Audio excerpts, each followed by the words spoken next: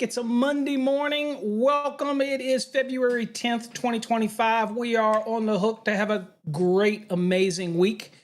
And hopefully you are having a great week already started. You're ready. I know I got my guys out there in California who are up freaking early. And I know they're listening, and I know you are too. And thanks for joining me. Hopefully you got your cup of coffee, because we got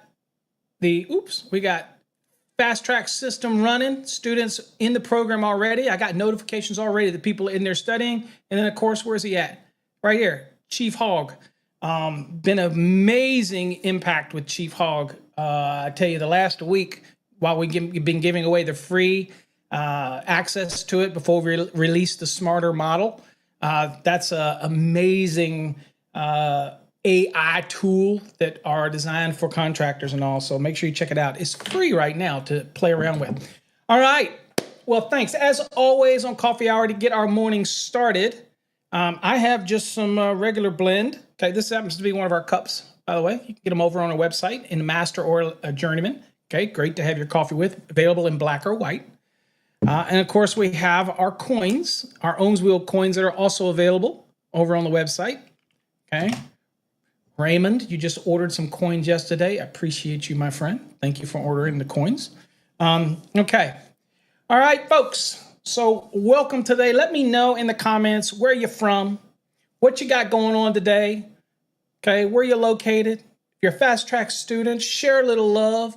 If you want to get in on the spin the wheel, then you do hashtag win. No space between the hashtag and win. It's just hashtag capital WIN to get you in on the spin. Okay, but definitely let us know where you're from. Today we're going to be just looking at some random stuff. I had a little lesson to schedule for today, but I decided to hold off on the lesson only because I want to start a series tomorrow. I'll let it out of the bag of looking at the different steps to do a load calculation for a dwelling. So we're going to start those steps again. We've done that quite a few times. At that time, we'll do a little bit. We're going to do a lesson anyway today. We're going to look at some of the database questions that are coming out of the Journeyman full-fledged exam, which is the licensing exam database. So we're going to be looking at those as well, maybe do a few calculations with that. So we're going to have a little good time. We're going to go look at the Hogg. We're going to test the Hogg out against Nika and see how the Hogg did, and show you some of the new changes, the details in the Hogg, if those that are interested in the Hogg. All right, but let's go on and do some shout outs. Let's do some new people. Christopher in the show already, throwing out that hashtag win, getting in on the spin. Thank you. Thank you. Nepo's in the house. What's up, Nepo? Good morning. Nepo's also in for the win. There you goes. Hashtag win, getting it out of there. What's up, Paul? Thanks for joining us again, everybody down in Houston. Mike Caldry is in. Mike, remember yesterday, Mike, you won the Minimalist Wallet. So send me your information on the Minimalist Wallet. Go to our website, look at the different Minimalist Wallets, and let me know which one you're interested in. That is not a drawing. You actually won that. So you want to make sure you send me the info, all of your shipping info, and which one of those you want, that type of thing. Rob, what is up? Rob's over on Fast Track's Tube, our Tube platform. Thank you, Rob, for joining us. Adam's got the hashtag win, going for the spin. Alan's starting off, wants to start off with a spicy question, okay? Why are backstabs legal in 25, even if the issues for all to see? That's because you're not just seeing issues with backstabs. Alan, you might see them in your experience, but I've seen more issues with wrapping the screw. If you do a backstab properly, you should never have really any issues. And if you do see them, it's because people either stressed it out, put too big of a wire in it, or done something. But I am in tune to installers all over the country. And I make wiring cable, and I deal with wiring cable. I also serve as a consultant to many contractors. And I've seen this broadly. The reason that they're illegal is because they're evaluated and they're tested and they work. And they're not an issue with them. Now, you might experience an isolated issue, or you might see even more than one. Well, maybe you just got crappy installers in your area that are installing them crappy, but it's not specific to the backstab. They're evaluated through their UL standard. They're evaluated to be a pass-through device. So again, the reason that they're not illegal is no different than wrapping a screw on the side of the device. If you don't torque it right, you don't do it right. I think it was Stephen 120 Volt showed a picture of a receptacle that melted down because they didn't torque it right. So you can't fix poor installation practices. So I see backstabs. I would backstab today in a heartbeat. Call me a hack. That's fine. But I have plenty of homes that I backstabbed through the years. My brother backstabs, and we don't see any issues. So again, it's legal because it's UL listed, and it's perfectly okay for that device. That answer your question? It is spicy, but they're perfectly fine. Like I said, I see just as many issues with wrapping the screw. What's up, Adam? I had a great weekend. Hopefully you had a great weekend. Got your pint of coffee? I don't know about a pint, but I got a cup going on. So again, welcome and thanks. John joining me from Longview, Washington. Thank you, John. Appreciate you being here. Adam says that it is 5 a.m. Okay, there you go, 5 a.m. Let's see here. What's up, Edgar? Thanks for joining, Edgar. Frank is in the house. Everybody's hitting that hashtag win to spin the wheel. Good morning, Tino. Thanks for joining me. And Tino's also hitting the hashtag win. There you go. Okay. Manny's joining me over on Facebook, my Facebook friend. Very few do follow me over there, I guess, on Facebook, or come to the live streams anyway. So thank you, Manny. I appreciate you. Okay. All right. So one of the things that I do want to talk about today is we were talking about the changes that are being made to the hog, and we wanted to. We got Van Man in here as well. Hold on, we got some more welcomes. They're coming in slow. Good morning, Van Man. Currently studying for Florida contractor license exam. Well, get at it. Get at it. We got Jose from up in Maryland. Thanks for joining me, Jose. Appreciate having you here today on the show. Okay. Let's see here. We had a question that came in out the bat. Not really going to bogart today's lesson for Allen's Must Be New. We're not going to bogart it for EVSE, but EVSE code says you treat that as a continuous load. Okay. Did have somebody ask me a question about EVSE in 625. They asked me, is it required to have GFCI on EVSE if it's installed in a garage? And the short answer to that is if you put a receptacle in there, yes. If you hardwire a EVSE charger in the garage, then the answer is no. It's not required to be GFCI, that type of thing, okay?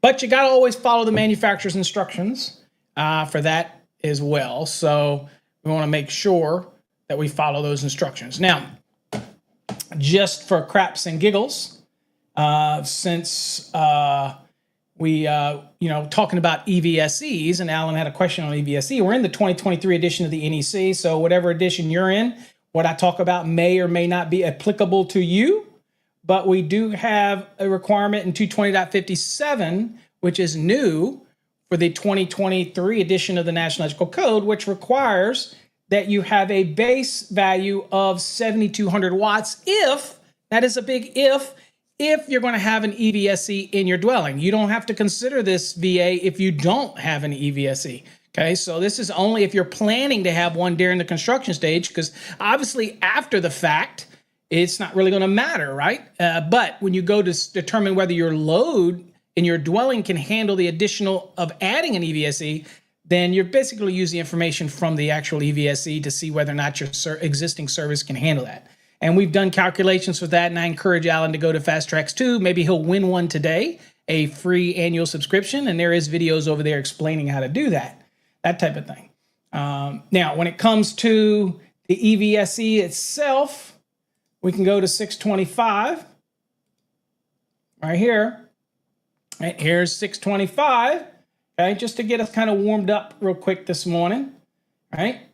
And we can go down here and the cord lengths and yada, yada, yada. Okay, branch circuits. Okay, minimum branch circuit again And you'll notice that, but be honest with you, folks, you'll know that what's the reciprocal of 125%? 80%. So it says every outlet installed for the purpose of supplying EVSE of greater than 16 amps or 120 volts. And this says outlet. It's not talking about a receptacle. Okay, it can be hardwired or cord and plug right here. It's telling me that it shall be, if it's greater than 16 or 120 volts, then it shall be supplied by an individual branch circuit. So you're running your own branch circuit to it, right? Makes sense. And then it gets down and talks about the overcurrent protection right here. And you'll notice that it says overcurrent protection for feeders and branch circuits supplying EVSE. That was kind of Alan's question. Including a bidirectional, that means it can charge but also feed back into the system. Shall be sized for continuous duty and shall have current rating of not less than 125% of the maximum load of the equipment. So you have to look at the equipment itself to determine that and maximum output. And you do it at 125%. But then you get down here into the ratings, right? And all this type of information. And for example, down in here, okay? And you get right here for the ratings. And you look down here and it says, electric vehicle charging load shall be considered to be a continuous load for the purpose of this article, okay? Make sense? So basically, you're taking the actual value from the nameplate of the EVSE and doing it at 125%. It usually already does that for you. Usually, it'll have something on the manufacturer's instructions to cover that for you, okay? And I think I've done little lessons before, whereas it's doing the EVSE and how to do the calculations and all that kind of stuff. So I believe I've done those before, and they are available over on Fast Track's Tube. That's for sure. Let's see here. What does Jose say? I would like to be present every coffee hour, but sometimes because I work, I can't. I get it. We all work for a living, and sometimes you can't make it. I'm up early, so this doesn't interfere with my day job. So it is 8 a.m., but I'm on Central Time for my office, so that's why I can able to get up here and do this. All right. So let's look at some code questions. Hopefully that answered your questions or gave you a little bit of a little spice there, Alan, this morning. Hashtag for the win. Let's look at a code question, then we'll spin and win on that. So let's kind of do something here real quick and look at a lesson. All right, here we go. Let's do a little lesson this morning. Let's see here. We've got if 9 THHN number 12 current carrying conductors are installed. We're going to have to do a little bit of math this morning. Get stressed. By the way, all of these questions, if you're watching, all these questions are in our database. It's available to you when you become a Fast Track student. If you want more information about our Fast Tracks program, just do me a favor. You can just give me, just ask me. I'll show you a little bit more about it. I have certain things that are disconnecting this morning, so I hopefully didn't my camera is disconnecting. But anyway, there we go. Okay, so let's look at this question. It says, let me make this a little better. Here we go. So this is in your exam one. This is in the Journeyman pack that's available to all students. Okay, and there's 80 questions in this pack. It says if 9 THHNs, 12 current carrying conductors, 12 gauge, 9 12 gauge THHN are installed in a trade size 1 or 1 inch conduit. The ampacity of each conductor is blank amps. Okay, so this question is one that we know we're going to have to do what? We're going to have to do did you get it? That's right. We're going to have to do a correction in order for the number of current carrying conductors. Okay, so let's kind of go to the code. Or let's see here. Let's go to the NEC really quickly. All right, we're over at the NEC. So what we're looking at, and this one, it should bring up in your mind, you're thinking, okay, I got to go to 310.15. And I got to go down to C1. All right, so let's go down here. All right. All right, so see here one. Actually, I said correction. Actually, it's adjustment. Correction is for temperatures. Adjustment is for the number of current carrying conductors. Okay, so we have 9 of them. Okay, So we have more than 3 current conductors. So that's what 310 to 15C1 is all about. So we have 9. So we're going to be down here in this one here. Okay, so this one is going to be a 70% multiplier. Okay, so this is fairly straightforward. Now, again, for those that say, where are we getting all that? It's right here in C. So 31015C. If you're in an older code, it'd be 31015B3A. But if you're in the 2023, which is I'm in, and I'm always going to be in the latest edition, as you can see right here, you have to adjust it for whatever edition you're in, that type of thing. Val's throwing some answers on the screen. There we go. That's what I'm talking about. So we have more than 3 current conductors installed in a raceway. Okay? Conduit is a raceway. EMT is a raceway. Happens to be a tubing and not a conduit, but it is in a raceway. All right. So that's where we get our multiplier. So let's go back here to the chat and let's see if we can't pop a little math. Now, the first thing we have to realize is that this is THHN. So THHN has the 2 H's, means it's 90 degrees in a dry location. It didn't say anything about being wet. Didn't say anything like that, so we're not going to assume otherwise. So we're able to use the ampacities to do the what? To do the adjustment from the 90 degree. Why? Now, this is just answering the question. So this is important when people ask questions all the time. Only answer the question as it's asked. This is a very simple question asking about ampacities. And it wants to know, it's not talking about terminating it. It's not talking about, it's just saying, hey, what is the ampacity of each conductor after we've made a what? After we made an adjustment. That's all it's asking, okay? So let's go back here to the code really quickly. And let's see here. We'll go back, we'll go look at 31016 for the ampacity. Let's click on this and throw it up here.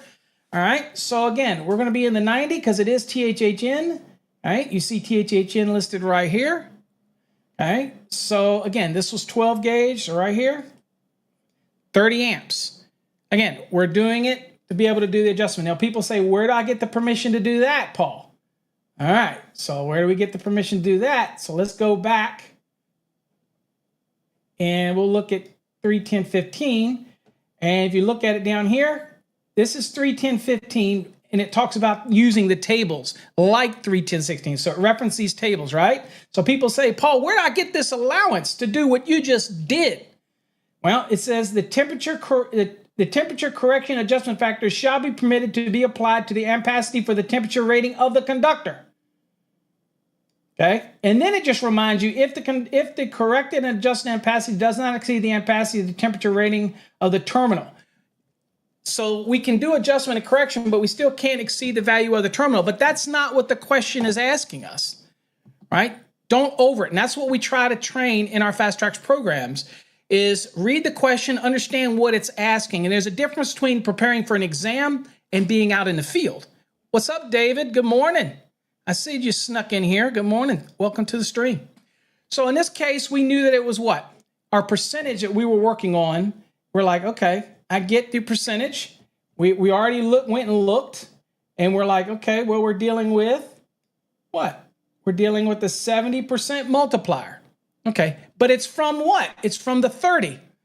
So all we're going to do is do the 30 times 0.70 or 70%, however your calculator works, and we get 21, right? Straightforward question. All it was asking was that, okay? So at the end of the day, you're like, okay. Oops. Daggone it. I forgot that lesson 1. Hold on, folks. I forgot that lesson 1 doesn't show you. So here's the reference down here. So there you go. 21 amps. So that is the answer right there. So in this one, this is a good one, folks, in your program. When you do the one, they don't give you the answer. You can use the reference to support your answer, but it doesn't give, it doesn't give you the answer until you get to the end. So it's kind of like replicating an exam, that type of thing, all right? So kind of, that's how those work. Make sense? So you won't know whether you got it wrong, right? You have to look at the reference if you're doing it one question at a time. Okay, but it is 21. Let's see here. David Bueno says, good morning. What would you need to do if this was a wet location? Good question. So if we look back at the question, back here at the question, so this had been THWN-2, for example, okay, or THW. Then the question could have been answered a little different, because if it was THWN, David, then you wouldn't be able to use the 90, right? Because it's not rated for 90. THWN is not rated for 90. It's only rated for 75. So you would have to do the adjustment or correction from the 75 degree column. If it was THWN-2, then you're able, that -2 means that you can use the 90 for wet or dry. And so you would do the same thing we just did. So that's also great thing to bring up, because you have to pay special attention to the question. Because if that had been, and this happens, if it had been THWN only, then that would be a problem, okay? Then you wouldn't be able to use the 90 ampacity. You'd have to use the 75, because that's THWN. Now, another question based on Dave's thing. So if it said 9 THHNs in a wet location, then we wouldn't be able to do that application. And they're not going to give you a question like that, right? Because you can't use THHN in a wet location. However, they could have given you this question, David, as a damp location.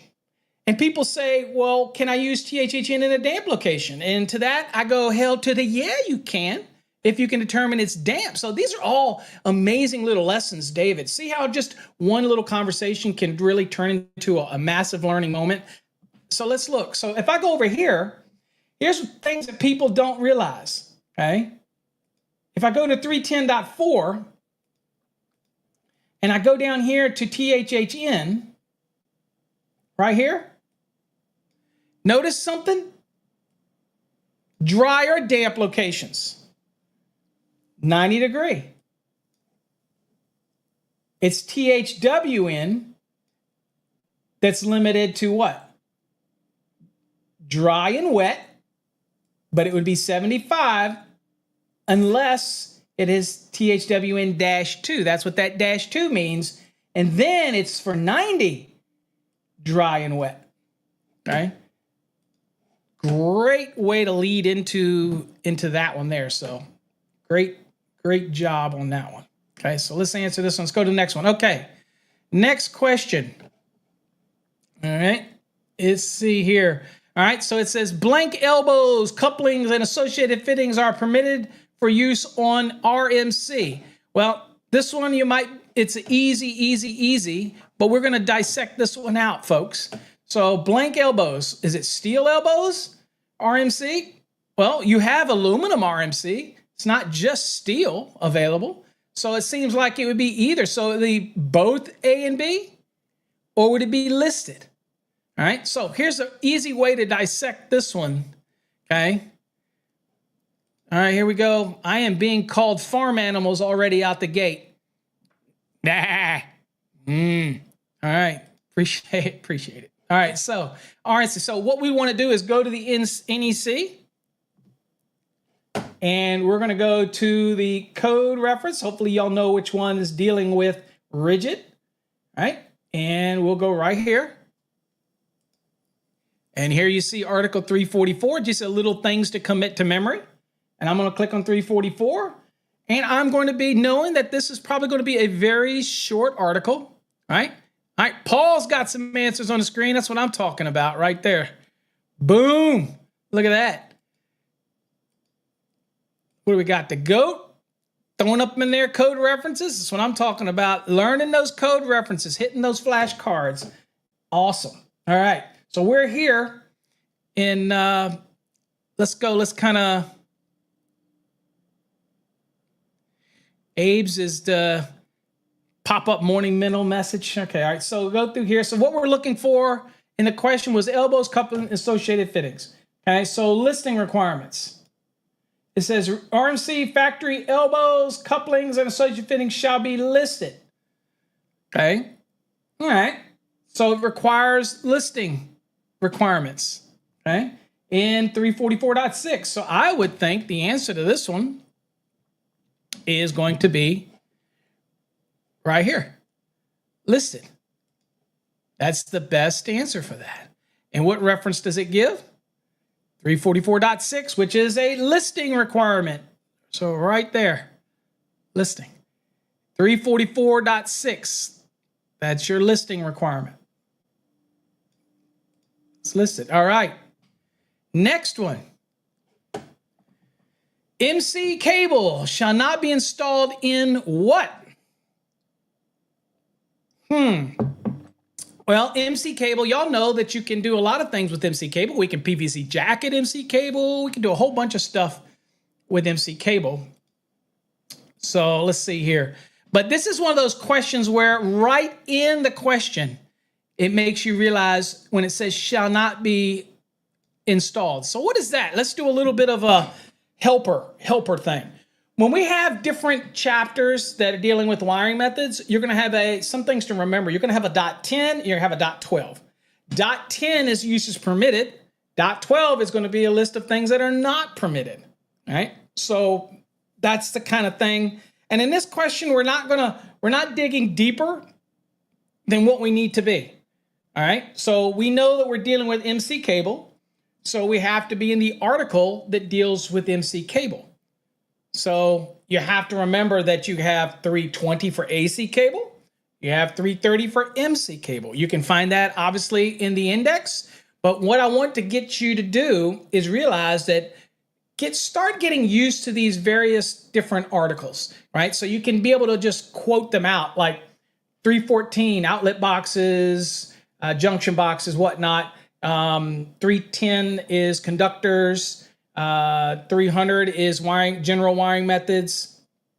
Just kind of get you generalized. 430 motors, 334 non-metallic sheet cable, 330 MC cable, 320 AC cable, 500 hazardous locations, 501 hazardous class 1, division 1 and 2, 502 is class 2, division 1 and 2, 503 is class 3, division 1 and 2. Get it? 514 is fuel dispensing.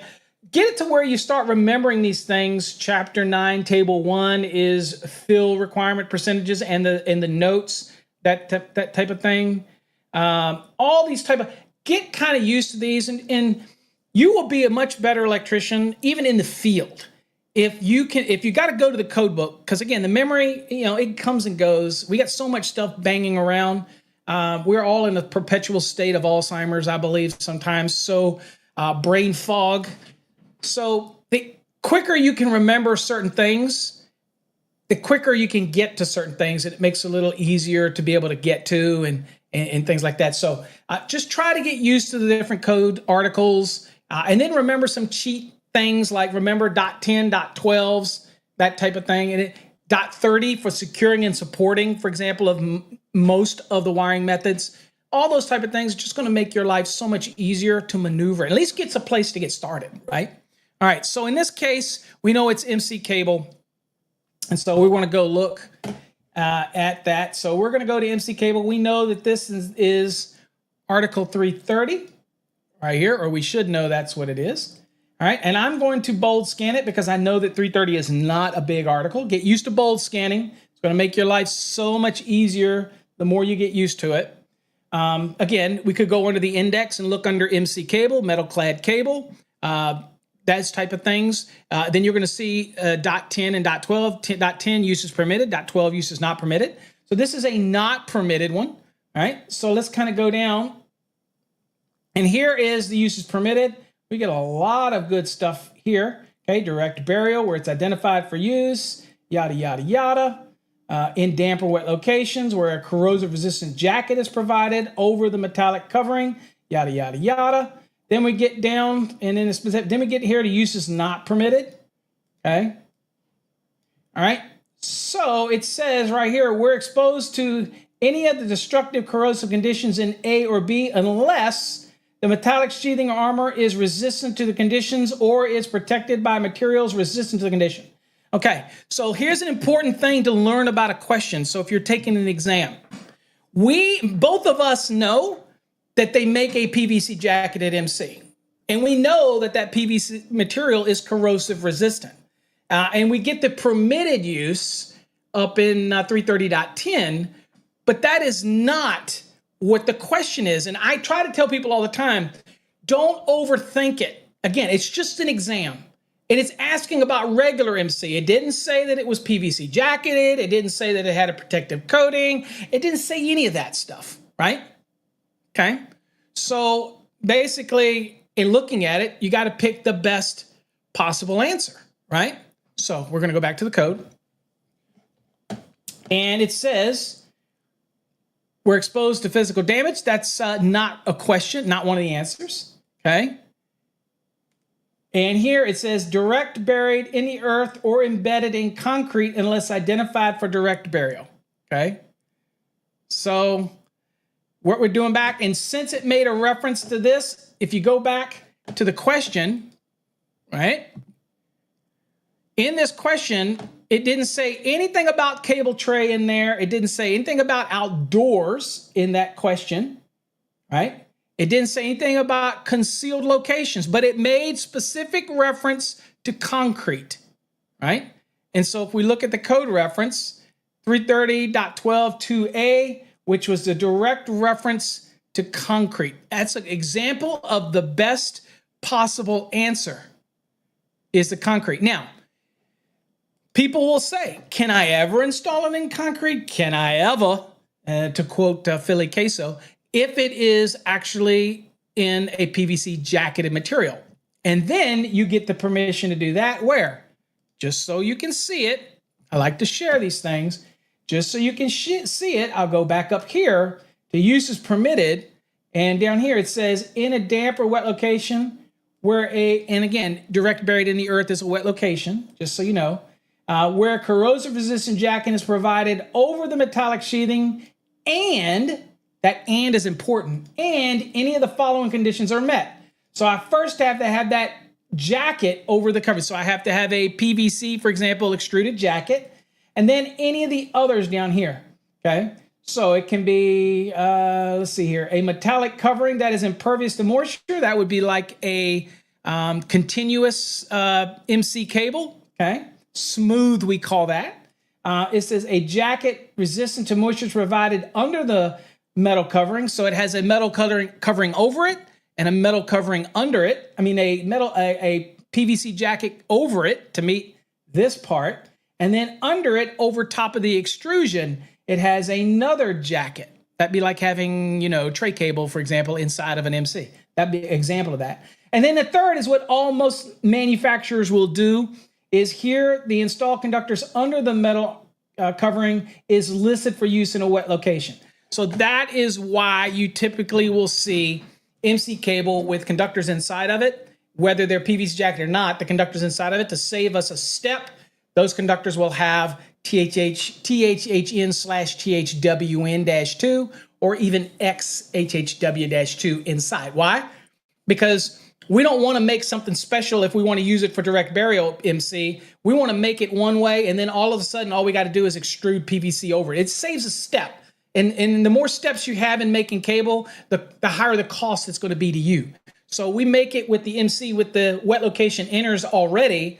And then if we want to make a PVC jacketed MC, we take that standard MC and we just run it through an extruder and it puts the PVC material over top of it. So it just basically we can make a lot more MC, keep it in stock. And if people want PVC jacketed, we just take it and feed it into the machine. And that's how we PVC jacket it. Does that make sense? Okay. So best answer here is this one right there. All right. Next one. Let's go. A supply side bonding jumper is sized per table what? 250-66, 250-122, 250-102C1, 310-15B16. Guys, y'all should know this one right off the bat. We're going to spin the wheel here of goodness in a second. But this is the one that I tell you, putting things in your head, remembering things. Let's see some questions in here. So supply side bonding jumpers, right? Supply side bonding jumpers. Committing these. These are the 3 tables. Actually, there's an old table here too.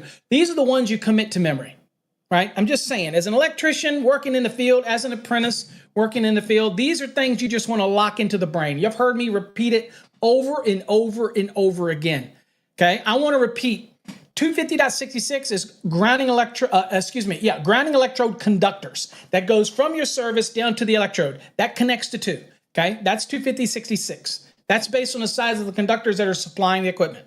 Easy peasy.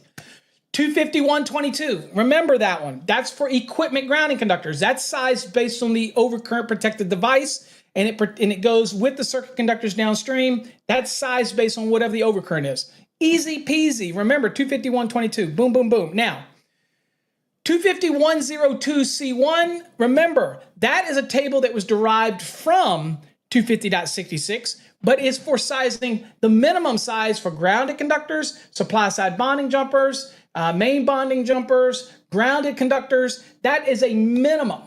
Okay. Now, for grounded conductors, you get there from 250.24, but ultimately you're going to be there. So remember, 251.02C1, that is where you're going to be going anytime you need to size supply side. So I have a main breaker, and I got raceways that are coming in, like service raceways. Then I'm going to be bonding those raceways, for example, on the supply side. Those conductors are coming in from the supply side. I'm going to be doing them with supply side bonding jumpers. Where do I size them?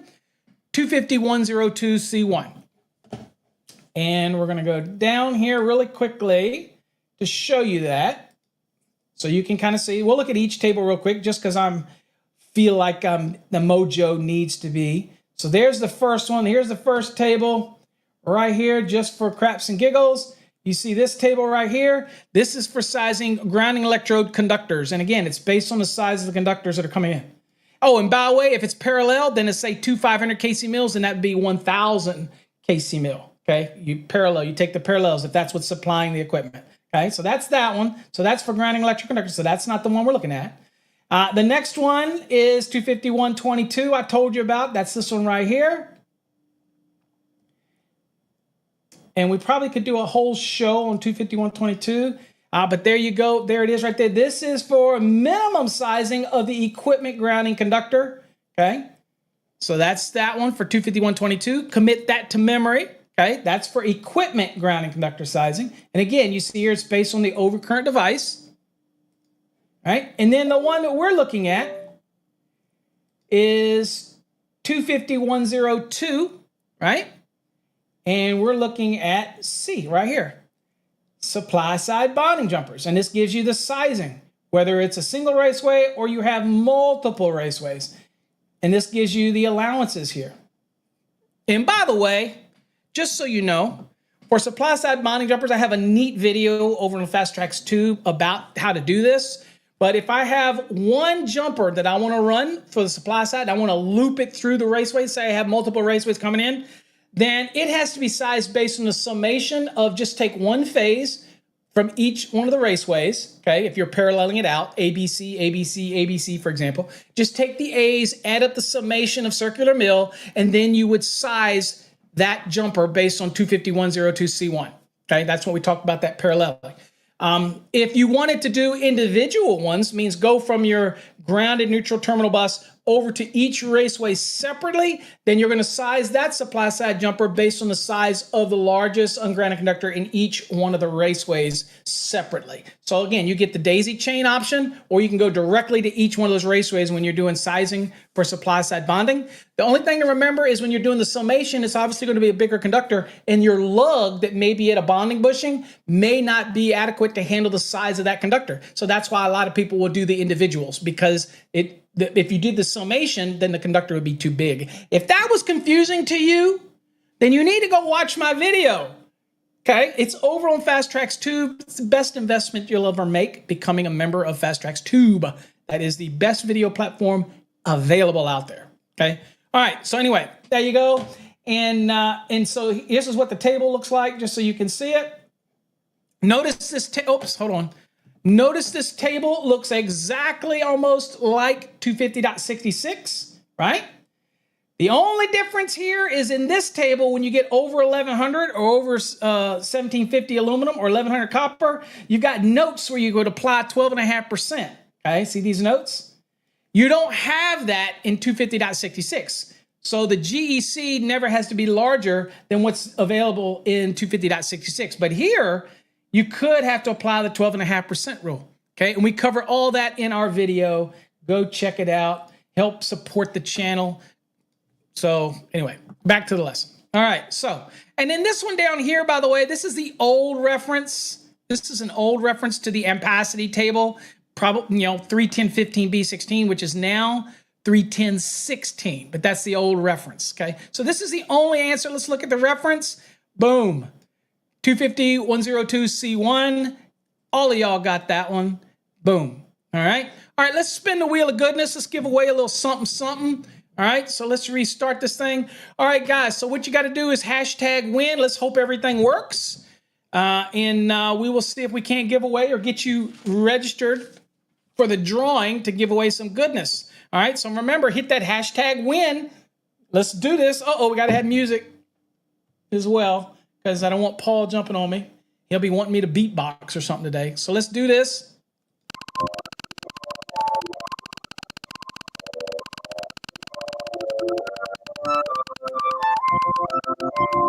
And also say hey to all those people over on TikTok that are watching behind the scenes.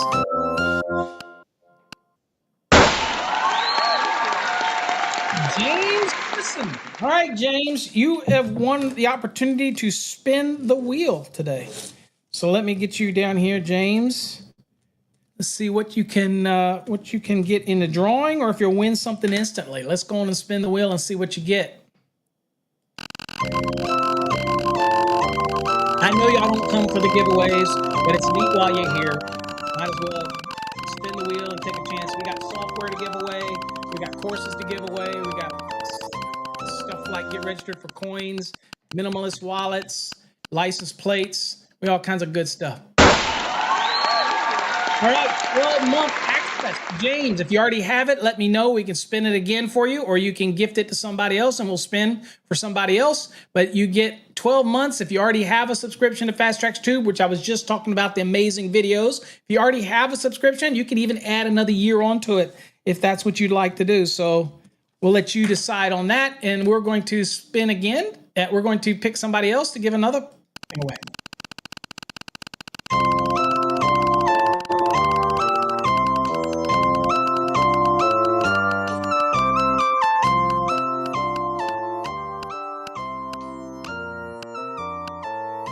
James wants to gift it.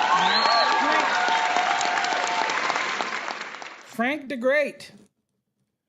Okay, Frank the Great. All right, let's see here. Frank, I'm going to double check whether or not you're on here for anything. Hang with me here, because if not, are you interested in taking James's 12-month subscription to Fast Tracks Tube? Because I will gift that to you right now, my friend.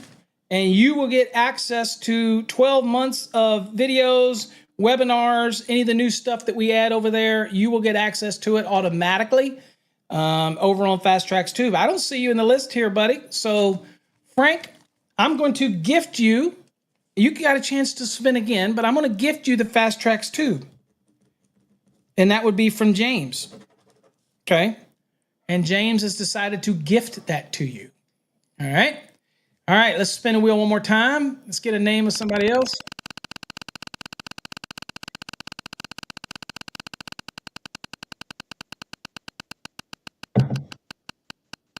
All right, I'm waiting for Paul to say, Paul, you forgot this. You forgot the music. All right, James, Mr. Simplex, who's probably in here in multiple names. James Sims, and I know James, so I just say Mr. Simplex. That's his name that I gave him. All right, James, we're going to spin and see what you got, see if you can get into some drawings here. I know, Paul, I forgot to. Oh. Keep me on my toes.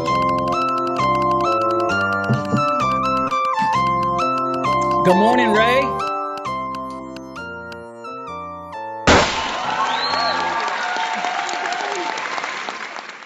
Oh, my Lord. It looks like it's trying to say everybody won. That ain't going to work. Spin it again.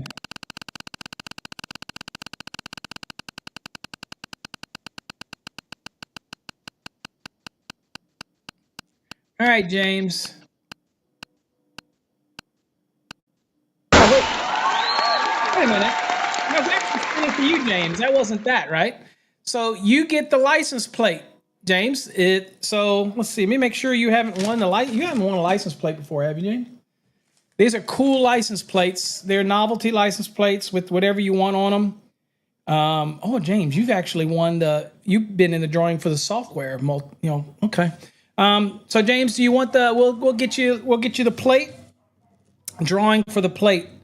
So the plate is cool. It's customizable. I'll work with you to put whatever you want on there, but we'll get it made for you. It's just a nice engraved novelty plate. All right, let's get back real quick. So let's get ready real quickly. Let's go over and see if we can't stump the hog this morning. All right, folks, for those that are not familiar, this is Chief Hog. He is our AI. He's available for you to test out currently over on tradehog.net. We're going to test the hog this morning. We're going to ask it a question and see how it does. So here we go. Okay, so also you can see that the free version is limited to 5 requests from a user. So we got 0, 0, so we're good right now. We ought to be able to dig deep into the question. That type of thing. So if you got a question, put it in the chat. Also, I didn't see you, Ray. Welcome. Thanks for joining. David says it doesn't count. There was no music. Try. Hold on. Okay. So let's go over to Nika question of the day. Okay. So here's their question of the day. And let's see here. This is one from the 7th. And I think we already answered this one. So let's go back. Let's do a little archiving real quick. And let's see if we can't pull up a good question to ask the hog. Let's go. There's a lot of them. Oh, by the way, if you're not subscribed to the Nika question of the day, you really should. It's free. All you got to go is to nikanet.org and sign up. It's neat. It'll send you an email every morning. They do a great job on this. So let's see here. Let's see.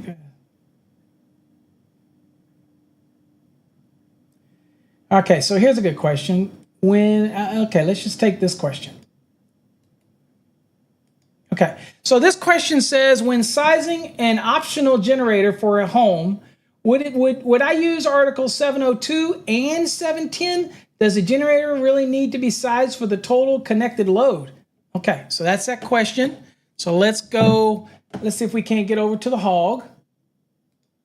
All right, we're over at the hog. Let's see what the hog has to say on that. That's a double question, by the way. Okay, so let's see what the hog's got to say this morning. Hold on for a second.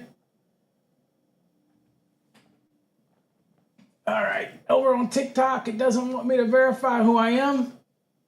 There we go. Still there, I guess. All right. Okay, so look at this detail, by the way, folks. I just want you to see the latest model of the hog.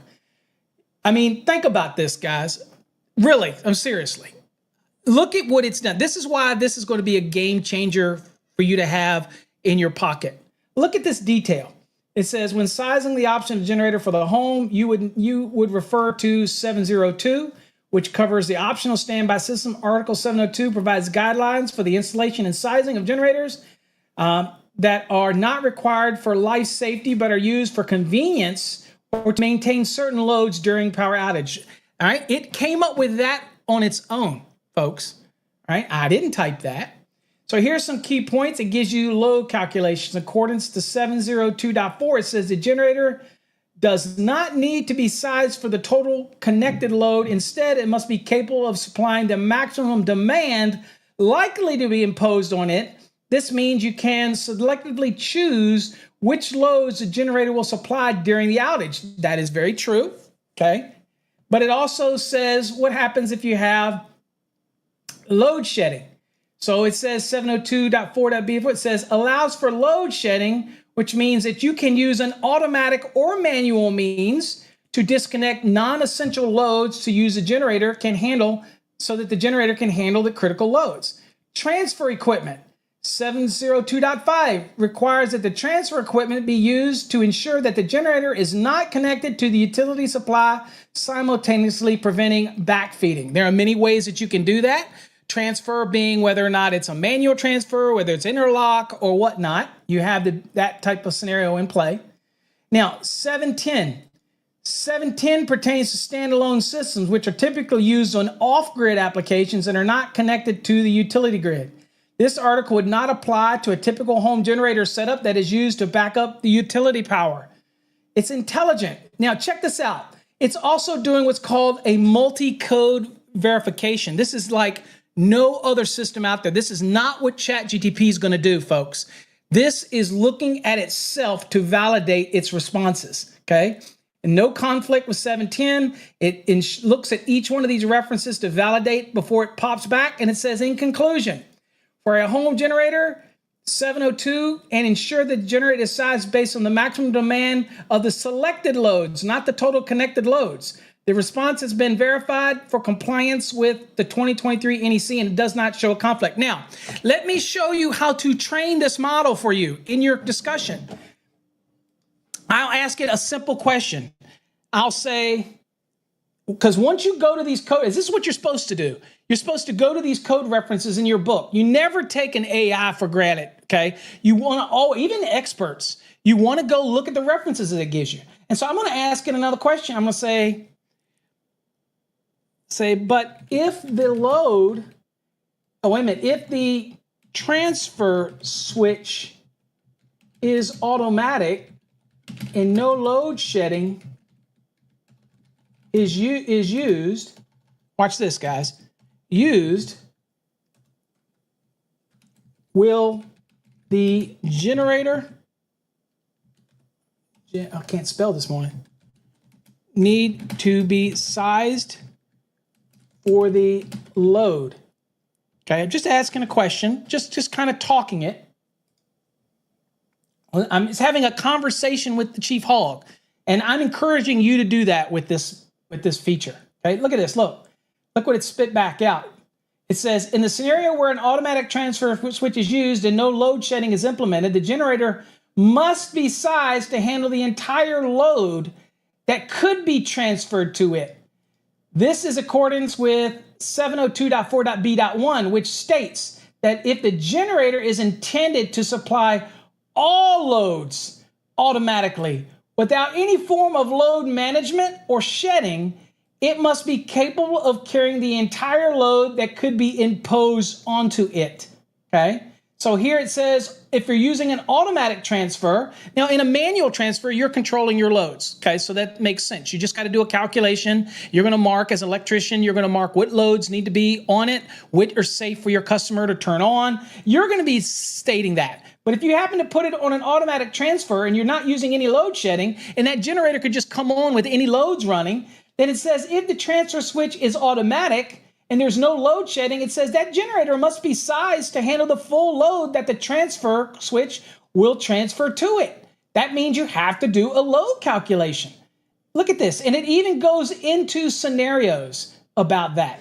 Dude, guys, look, I am excited about TradeHog because it is a model that allows you to dig it deeper and deeper and deeper and ask it questions and clarify. For example, I could ask it to be more specific on any one of those code references, right? And it will do it. Watch. Just watch. I'll go back here. I said, okay, let me ask it. I'll say, can you explain NEC 702.4B1 in more detail? Now, where is this also going to be interesting is that if you have something in the code that you do not understand, it's not making sense to you, then you can use TradeHog and say, can you explain this section or can you explain this a little more detail? And the hog will try to explain it to you. All right, so I'm going to hit that. And let's see what the hog comes back with.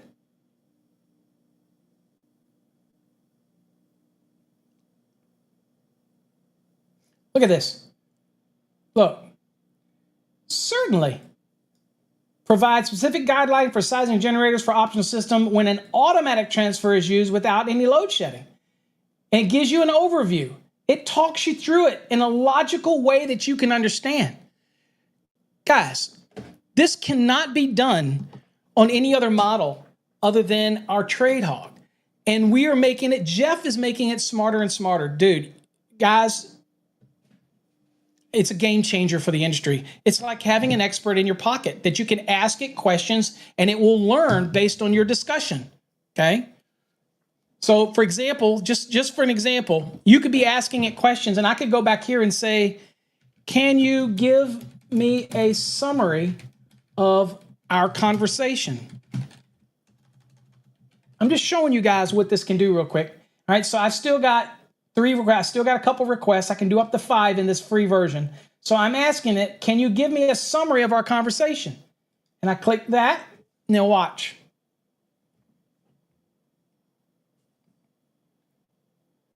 Look at the summary. It did. It says, certainly, here's a summary of our conversation regarding the sizing of optional generators. It goes through every piece, talked about 710, talks about the shedding, load shedding, sizing without load shedding, transfer equipment, and then it checks itself to make sure that it covers all the key points, okay? We put in this is the latest update that we put in right here. And this was something that Jeff wanted to put in, and that was to make sure that it checks itself. Now, is it going to be right 100% of the time? Again, remember, crap in, crap out. So you have to be very specific. But this is a game changer for people in the field. And it's not going to put me out of business, but it is going to be for those that need those quick answers in the field. You know what I'm saying? All right, let's look at another question here, folks. So let's look at a question. You got your code books handy. It says a branch circuit having a source voltage of 110 volts. It says the voltage reading at the box is 112 volts. So it says the percentage of voltage loss is what? Okay. You're like, what's the percentage of voltage loss here? Okay. All right. So we got to do a little bit of a math thing. Okay. We're gonna blow your mind with some math. So you're probably saying, if I get a question like this on an exam, they're gonna say, well, what's the percentage? Okay. All right. So basically, first thing I'm gonna do. All right, so just look at the question. You've got 3 answers here. All right, 3, 4, 2.6, or 3.2. Okay, this is a very common question you might get just trade knowledge exam. Okay, and you're thinking, well, God, how do I answer this question? Basically, I know it starts out at 115 and it ends at the box. I measure 112. What is the percentage of voltage loss? All right, very good question. So what we're going to do is kind of do some math. So I'm going to take you to me. Okay, we're going to do the math. All right, so the first thing I want to do is I got my calculator. All right, and I'm going to do 115, and you could do this without the calculator, minus 112, and that gives me 3. Okay, so I have 3 volts. Okay, all right. So I take the 3, and I'm going to divide it by 115. Okay, I divide it by 115. And you should get 0.026, okay? And then you're going to take that, and you need to get to the 100 scale. So I'm going to multiply that by 100. Make sure my mic is not away. And that's where we get 2.6, okay? So that's maybe a very simple question, I guess, that you may get on an exam. But the answer is going to be 2.6. And we see here, we can do a reference. Let's see here. There you go. 115 minus 112 is 3 volts. 3 volts divided by 115 is 0.026. 0.026, okay, is multiply that by 100, and it is 2.6%. Boom. There you go. There's your answer right there. Okay. All right. Another question right on the screen. You guys are doing great this morning. I appreciate you participation in this. Let's see here. We got to control a lighting outlet from 5 points. All right. Okay. Maybe your house is massive. Okay. And maybe you got the house the size of Simplex here, who's living in a mansion. Then he says, to control the lighting outlet from 5 points, blank switches are required. Is it 2 4-ways and 3 3-ways? Is it 3 4-ways and 2 3-ways? Is it 1 5-way and 4 single poles? God, please sakes, don't say that one, folks. And 1 3-way and four ways? What do you think? Look at this question here, and everybody should be able to answer this. And y'all going to scare me if you can't answer this one. So I'm going to start a thing, and y'all answer it. Give me answers. A, B, C, or D? Obviously, 1, 2, 3, 4, A, B, C, or D. You can go 1, 2, 3, 4 from top to bottom, or you can do A, B, C, D. Which one do you think it is?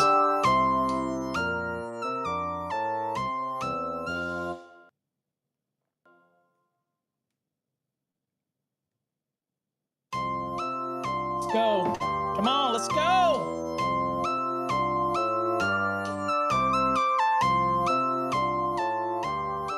Come on, electricians, let's go.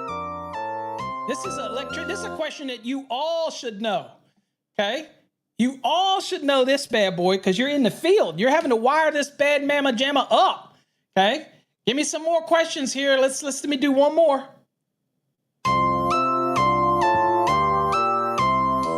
Come on, let's go.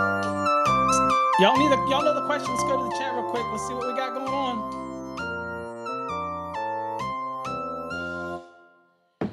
All right, so the question was, I have a lighting outlet and I need to control it from 5 separate locations. Well, y'all know how that works. Power comes in, you have a three-way. Three-way goes to a four-way since it's passing through. Okay, you have 4 terminals on it. Comes out, it's going to hit another four-way. 4 terminals on it. Going to come out, going to hit another four-way. Okay, going to come out and hit another end on a three-way. So you have three-way, three-way, and then in between it, you have 3 four-ways. So 2 three-way switches and 3 four-way switches is how that works. Okay? Y'all should know, everybody should know that question. Okay? So again, this one right here, everybody that said B, okay, 3 four-ways and 2 three-ways. Absolutely. This would never work. Never work. Never work. Okay? So right there, that's the only answer it can be. Right there. And if you want to see the reference, code knowledge, this is, again, I had to talk you through it. 2 three-ways, and you can have as many four-ways as you want between it. Okay?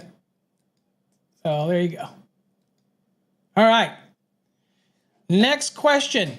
Guys, way to go. Oh, Chris says feed the hog. That'd be a good question to feed the hog. That'd be a good one to test the hog. Let's see. I'm glad. You know what? That is awesome question to ask the hog. Let's see. Everybody wants to stump the hog today. All right, let's start a new conversation. See if I got enough questions available. Oh, I got one more question I can ask the hog before I've exceeded mine. Okay, let's ask the hog. Let's see here. Okay, hog, let's go.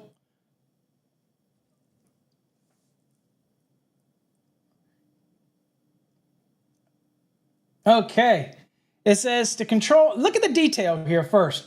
Control a lighting outlet from 5 different locations. You need to combination of 3-ways and 4-way switches. According to the National Electrical Code, the setup requires 2 3-way switches used. These are used at the 2 end points of the circuit. And then you need 3 4-way switches. These are used between the 2 3-ways. This configuration allows a lighting outlet to be controlled from 5 different locations. The NEC does not specify the exact number of switches required for multiple location control. That means it's unlimited, as long as you have that. But it does provide guidance on the installation of wiring the 3-way and 4-way switches, and it tells you a code reference to also go look at. It says, ensure that all wiring and installations comply with the NEC requirements, including proper grounding and conductor sizing. Additionally, verify the installation meets any local amendments and additional requirements that may apply. And if you wanted to dig deeper, you could dig deeper into this, okay? But it's amazing. Let's see here. For the win. Can't stump the hog. Dude. The hog. David said the hog is, don't trust Skynet. He says it's from Terminator reference there. That is awesome, okay? Ray says, is a 3-way always the first and last? Absolutely, yes. So as long as I end into a 3-way and I end in a 3-way, I can have any number of 4-ways between it. typically, I have never installed more than 2 4-ways between 2 3-ways in any of the big, even the multi-million-dollar houses that I used to do. I never had a 5-switch location like that. But you could if you want, that type of thing. But yeah, it's always going to start in, come into the common, come out of the travelers, going to hit the 4-way switch, come into the 2, come out of it, hit another 4-way, come into 2, out all the way until you get to the end. Then it's going to come into the 2 conductors on the 3-way. It's going to come into the 2 terminals for the traveler side. And then you got the common that's going to go out to the load. Absolutely. So we tried to stump the hog and we could not stump the hog. Let's give away a few more things here. So let's do on and make sure you do #win. Okay. What does Dylan say? Hold on, Dylan. Headed to take my master's now. My test is in an hour. I'm 30 minutes away. Any tips on 30-minute crunch before I go? No, Dylan, absolutely not. Absolutely not. We are not, you do not want to have your brain bouncing. The only tip I will give you in the last 30 minutes is because if you studied to this point and you're ready, my man, you're ready. You've got this. So if you've studied, then what you want to do is you want to remember that follow the 3-wave method. The best tip you're either ready or you're not at this point, right? You're either ready or you're not. So you want to use the 3-wave method. When you sit down for that exam, if it's an electronic one or if it's scratch paper, then what you want to do is you want to make sure that that first wave that you go through, you want to answer the questions that you know without a doubt. Just answer it and move on, okay? Answer it and move on. If there's one that you feel like you spend more than a minute on or 2, you start to get that little anxiety going, you're like, oh God, this test is starting out freaking whatever, then make sure you mark it electronically or you write the number of that question down on paper so that you can come back in the second wave. But don't get locked on something and your time just starts ticking away. Tick, tick, tick, tick, tick, tick, tick, tick, tick. It causes stress and anxiety. You don't need that. So what you need to do is, if you know the answer to it, answer it and go on to the next one. So do that in your first wave. Just go through it, but make sure that your exam allows you to mark the questions, right? So you don't get like one shot at it. Make sure it allows you to mark the questions. Take your time before you start the test and really learn how the system works, because they're not going to count that time against you, okay? They're not going to count that, Dylan, against you. So learn how the system works if it's electronically, okay? If you can mark a question, then go through it and answer the question you know, like an easy question, right? Answer it, and then go on to the next one. And if you have to spend more than a minute on that first wave, mark it and go to the next one. The reason you're doing that is because you're going to build extra time into the second wave, right? And on the second wave, you're going to spend a little over a minute, maybe even a minute and a half on a question. If you still have that anxiety that you can't answer it, you're going to leave it checked. You're going to leave it checked, and you're going to skip it and go to the next one, okay? The moment that you answer the question or you feel confident with the question, then you're going to uncheck it, okay? And just go on to the next one. In the third wave, you got to answer all of them that are still checked, right? And again, you're going to have to use deductive reasoning. If you still can't find the answer, you should have built yourself up enough time, but you do not leave that question in the third wave until you've given it an answer. Once you've answered it and you've looked at it now 3 times, then you can uncheck it and go on to the next one. Other tip I'll give you is if you're on an exam where the calculations are mixed into the general questions, then save your calculation questions unless it's really easy. Save them for the end in that third wave, okay, where you've built yourself up some more time, okay? So again, logical progression of how you study. Go in there, sit down, learn the instructions, learn what you can mark and what you can't, then get started, answer what you know without a doubt right away, right? And anything that's over a minute, mark it and skip it. Second wave, give yourself a minute, minute and a half on the question again. If you still can't answer it, leave it marked and skip it and go on to the next one. When you answer one, uncheck it and then keep going forward. When you get to the third wave, which means you get to the end of your questions, now you're going to go over them again, then you got to answer all of the ones that are checked. And the moment you answer it, you uncheck it, but you cannot leave the question until it's answered. And you have to give an answer. So in that third wave, if you're spending over a minute and a half again, then you just need to do an educated guess, okay? You get me? So that'll help you. Breathe deep. The big thing for you, Dylan, is you got this. Go in there with the mental. You're ready. You know you're acing this. There ain't a matter of whether or not you're going to pass. You're going to look around at everybody and go, yo, what's up, bitches? Today, I'm going to break the record. That's what I do. I go in there and look around and go, what's up? Where do I sign the hero award? Where's the record board? Because I'm going to nail this. Positivity. You got this. You got it. Go in with confidence. You'll get it. All right. All right. Let's do a giveaway again real quick. And let's spin this out. And let's see here. So I don't get in trouble, Paul.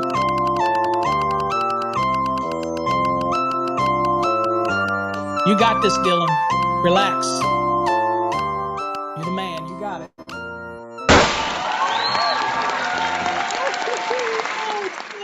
Look.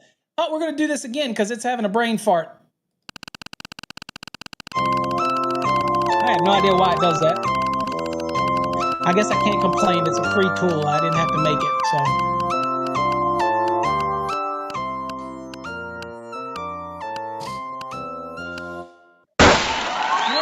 John Moser. I was watching over on YouTube. Thank you, John. Thanks for spending your morning with us. All right, John, I think your name looks familiar. You might have won something before. Let's see here. Let me look real quick because I keep a long list, and this list is getting long, but I want to give away a bunch of stuff when we get there. So let's see here. John, I don't see your name on here. Well, that's good. We'll give you some of this. Okay, let's spin the wheel for you.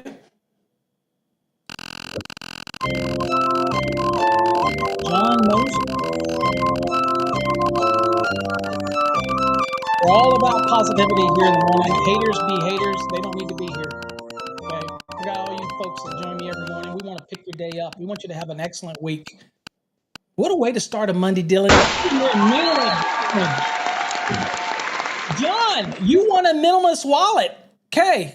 Not even have to do a drawing. You won the Minimalist wallet. So to get your Minimalist wallet, just go to our website and see the different designs and then email us and let us know the one you want and your name and what you want on it, whether you want the Journeyman, the Master, we have a couple different designs.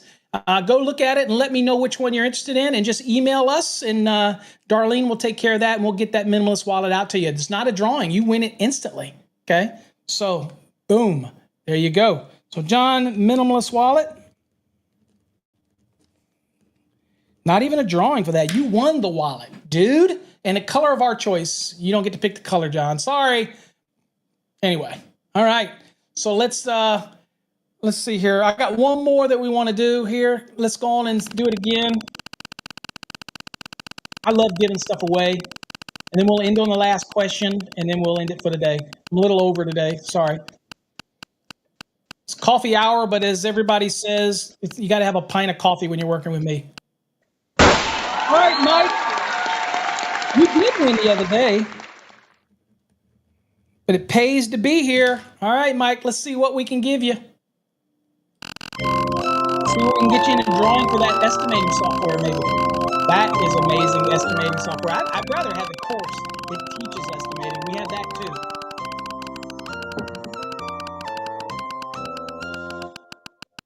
Mike actually won a Minimalist wallet yesterday, so reach out to us, Mike. Follow those same instructions. Dude, another wallet. Do you want two wallets? I don't think so. We'll spin again for you.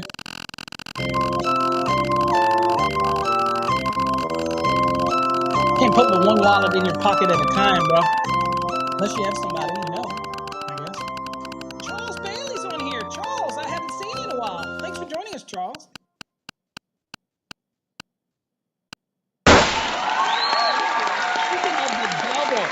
Mike, you are going to be in the best bid next generation estimating.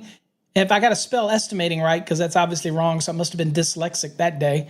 But it's the best bid software. That's like a $4,000 value for that estimating. Every company should learn to bid their jobs estimating. But it's a great course. You could even sell. I mean, it's a great software. But you could even sell it. I guess you could, or you could pass it on or whatnot. But you're in the drawing. Awesome. All right. That is awesome. All right, let's get back to the lesson real quick and end on this one. Blank is not considered an insulator. PVC, electrical tape, carbon, or mica. Okay, so PVC, electrical tape, mica, or carbon. Which do you think it is? Code knowledge on this one, right? Okay, so we're gonna ask the trade hog and see what the trade hog has to say. Okay, but Charles says silica is not an insulator. Okay, so we're gonna show you how you would ask the hog this question. Okay, let me take this question, copy, and let's go to the hog. It's gonna be neat. So let's do a new chat. So I'm gonna type this in there. And instead of asking a question like this, I'm going to say, which is the right answer, to show you how you would train the hog. PVC, electrical tape. I think we can do process of elimination here, folks. Carbon. It's pretty much to say that y'all seen carbon tipped things, and carbon is conductive, right? But hold on, let's see here, and let's do this and mica, and let's just see what the hog has to say. I'm interested. Let's see. Not really too much of a code related question. We'll see what the hog responds with. Wow, it broke each one of these down. Check out the hog.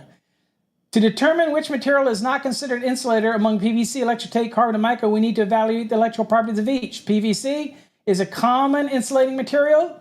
Electrical tape is made of vinyl and rubber, designed to insulate electrical wires. Okay, carbon particularly is a form of graphite. It is a conductor rather than an insulator. And mica, so it's more of a conductor than an insulator. And then mica is a natural mineral known for excellent insulating properties. So obviously, the hog for the win, the hog says that the one that is not considered insulated is carbon. Boom. And there we go. All right. And again, that just is oops, that was the wrong one, but that's a general knowledge question. And again, we showed you how the hog was able to answer that question, okay? And silica was not one of the answers there. It was carbon, electric tape, PVC, or mica, okay? So silica was not one of the choices, Charles, in that question. All right? All right, guys. Hopefully you got something out of today's lesson. We gave away some good stuff. Do me a favor. Check out tradehog.net, tradehog.net. You can subscribe now, but they're the free versions up. But also, real quickly before I leave, I want to show y'all what's coming to the paid members. It's not fully implemented yet, but I just want to show you for those that are there. Real quickly, up here under the hog, you'll see that right here you've got this little navigation thing. If you click it, you'll see that we've got, hold on. Oops, hold on. Let's go back to the hog because my mouse was acting funny. All right, so you go here, you go down and you'll see forums right here. Click on forum, and you're going to see that the hog is bringing an electrical forum. It's going to bring a business forum. A building forum, HVAC forum, and this is where members can post things to enhance the hog. And you can participate, plus articles, and you can communicate with other members. Anybody can see it, but only members can post to it, and we will only answer members that post to it. So you'll have, and we're going to be bringing on, hopefully, experts for each one of these categories to be able to help. But the other interesting thing is everybody gets their own profile, and this is my profile, by the way, all right? And you can here's your link to get you back. But here you can see that there's a bunch of different stuff. You can upload videos, files, share with other people, share photos, all those type of things. See the posts. You can see what friends are connected with you. You can create groups. You can go to the different forums to ask questions, interaction. All those type of things are going to be available over on the hog, only to the members who subscribe. Not going to be available to anybody unless you're a subscriber, okay? So anyway, just wanted to give you a quick look at the hog and how the hog is going to be expanding, okay? Wow. All right, Dylan, good luck. Hopefully you'll nail that thing. If not, we're here for you. You will get it, but I feel very confident in you. Focus, focus, focus. Everybody have a great week. We're going to catch you tomorrow. And tomorrow we're going to start on the beginning steps. And it's going to be a 4-part series for Tuesday, Wednesday, Thursday, and Friday. Is we're going to walk through the single family dwelling calculations, and I will dig deep into each little piece. So it's not going to be like the video where we just do the full dwelling calc. I want to dig into each piece and kind of answer questions on each piece, that type of thing, so you know how to do it. So even if it's not for an exam, I want to make sure that people that are going out in the field know how to do a dwelling and how to do the calculation rather than just looking at it and guessing and going, I've wired a house like that before. That looks like it's a 200 amp service, or that looks like that's a 400 amp. Do you really know how to do it? Well, that's what we're going to do. So tomorrow we're going to start that 4-part series, and that's going to cover Tuesday, Wednesday, Thursday, Friday. Plus we'll test the hog and things like that. But on those 4 days, we're going to be focusing on talking about single family dwelling calculations. And we're going to stick to the standard method, which in the real world, you're probably going to use the optional. But we're going to remember that we're focusing on exam prep. So we want to do the standard method. And you should know how to do the standard. Why? Because when you're sizing the neutral, you got to know how to do the standard method. So you might as well learn the standard method first, right? All right. All right, folks. Till next time, I appreciate you. Type the memberships over on the visit. Visit TradeHog, and you'll see the pricing on there. Go visit it, and it removes restrictions that you have. Go check it out. It's over on tradehog.net. Check them out over there. You can see the pricing. There's under the tab. You'll see a pricing tab. All right, folks. Till next time, stay safe. We'll see you tomorrow morning. Get your code books handy. Get your thinking cap on. Get your pint of coffee, as Adam would say. And we're going to start a 4-part series on single-family dwelling calculations for services. All right? And we're going to answer any questions. So if you got questions, bring them. Like if you're like, what happens if I have an EV charger in my single-family dwelling? We're going to cover it. Don't worry. Catch you tomorrow. Peace. How do I do my intro music?